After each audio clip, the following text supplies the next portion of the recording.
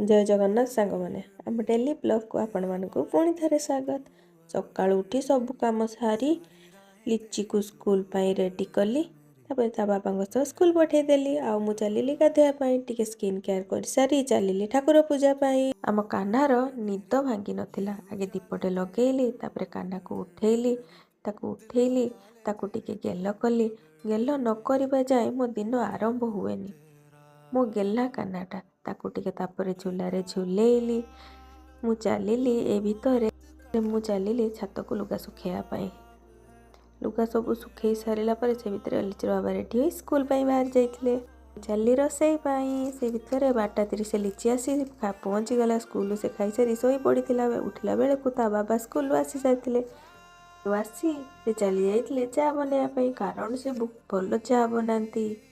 दी जण आमे चाह पी सारी लिची को देदेली क्षीर बिस्कुट सी खाई सारी। लिचीर बापांकर आई इन्फेक्शन हो जाइतिला छुआ तांको आखिरे ड्रप पकईदेला।